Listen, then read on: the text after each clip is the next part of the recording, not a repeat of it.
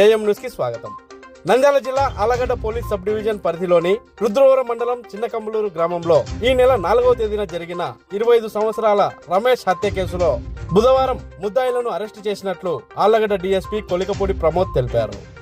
Allagadda sub divisional కార్యాలయంలో జరిగిన media సమావేశంలో డీఎస్పీ ప్రమోద్ మాట్లాడుతూ పెద్ద కమ్ములూరు గ్రామానికి చెందిన రమేష్ ను అదే గ్రామానికి చెందిన అశోక్ మరికొందరు వ్యక్తులు కత్తితో గొంతు కోసి హత్య చేశారని తెలిపారు. పాత కక్షలే ఈ హత్యకు కారణమని, ఈ కేసుకు సంబంధించి అశోక్, వెంకటపతి, తలారి మద్దిలేటి అనే వ్యక్తులను ఈ రోజు ఉదయం చిన్నకమ్ములూరు సమీపంలోని కాశిరెడ్డి నాయన ఆశ్రమం వద్ద అరెస్టు చేసి వారి వద్ద నుండి హత్యకు ఉపయోగించిన ఆయుధాన్ని, మోటార్ బైక్, ఆటో, 3 సెల్ ఫోన్లను స్వాధీనం చేసుకుని కోర్టులో హాజరుపరచగా మేజిస్ట్రేట్ రిమాండ్కు ఆదేశించినట్లు డీఎస్పీ ప్రమోద్ తెలిపారు. ఈ హత్య కేసును 48 గంటల్లోనే చాకచక్యంగా ఛేదించిన Sirivella CI Dastagiri Babu, Sirivella SI Chinnapeerayya, Rudravaram SI వరప్రసాద్లను డీఎస్పీ ప్రమోద్ అభినందించారు.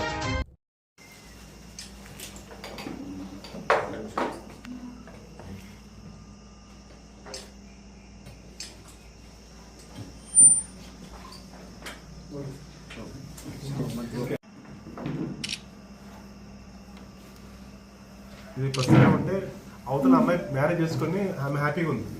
మనం రాసేటప్పుడు ఎందుకు అది చెప్పలేదు. అందరికీ నమస్కారం. ఈ నెల మే 4 4వ తారీఖున మనకి సుమారు ఈవినింగ్ 8:30 ప్రాంతంలో వెంగయ్య మామిడి తోట రుద్రవరం లిమిట్స్లో ఒక హత్య జరిగిందని మనకి ఇన్ఫర్మేషన్ వచ్చింది. వెంటనే మనం కేసు రిజిస్టర్ చేసి ఇన్వెస్టిగేషన్ స్టార్ట్ చేశాము. ముద్దాయిలు ఎవరైతే ఉన్నారో వాళ్ళని పట్టుకోవడానికి 2 ప్రత్యేక బృందాలు ఏర్పాటు చేయడం జరిగింది.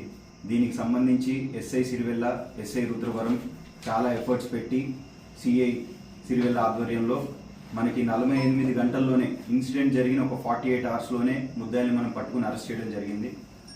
అలాగే కేస్ ఫ్యాక్ట్స్లోకి వెళ్తే మనకి డిసీజ్డ్ ఎవరైతే చనిపోయారో అతని పేరు వచ్చేసి రమేష్. ఈ రమేష్ అనే పర్సన్కి ఎక్యూజ్డ్ ఎవరైతే ఉన్నారో ప్రెసెంట్ అశోక్, ఈ ఎక్యూజ్డ్ వాళ్ళ సిస్టర్ తోటి లాస్ట్ ఇయర్ ఒక లవ్ అఫైర్ ఉన్నట్టుగా మనకు తెలిసింది.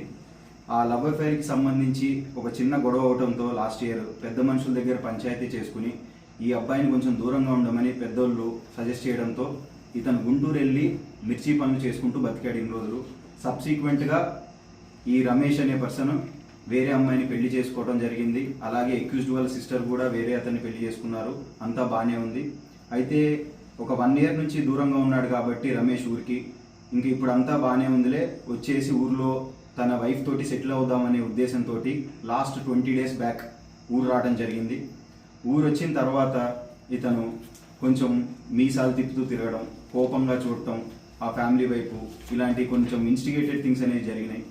అలాగే ఎవరైతే ఏవన్ అశోక్ ఉన్నాడో వాళ్ళ ఫాదర్ రోజు తాగేసి కొద్దిగా ఈ ఏవన్ని తిట్టడం జరుగుతూ ఉంది. ఆ అబ్బాయి ఊర్లోకి వచ్చాడు, మనం అల్లారు ముద్దుగా పెంచుకున్న చెల్లెల్ని ఇట్లా లవ్ అఫేర్ ఇదంతా జరిగింది, నువ్వు అసలు ఏం చేస్తున్నావు అని కొద్దిగా ఇన్స్టిగేట్ చేయడంతో ఇదంతా దృష్టిలో పెట్టుకుని అశోక్ అనే వ్యక్తి ఈ మద్దిలేటి, పెద్ద మద్దిలేటి అనే పర్సన్కి తో మాట్లాడుకోవడం జరిగింది ఈ మర్డర్ విషయంలో.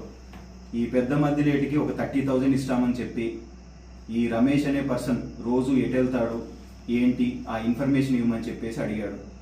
సో ఈ మద్దిలేటి అనే పర్సన్ 4th రోజు ఎవరైతే చనిపోయారో రమేష్ అతన్ని ఫాలో అయ్యి ఈవినింగ్ 8:30కి ఈ వెంగయ్య మామిడి తోట దగ్గర రమేష్ వాళ్ళ బ్రదర్ తాగుతూ ఉండటం చూసి ఆటోలో ఫాలో అవడం జరిగింది. తాగుతూ ఉండటం చూసి ఆ ఇన్ఫర్మేషన్ ఎక్యూజ్డ్ ఏవన్ అశోక్ ఇచ్చారు.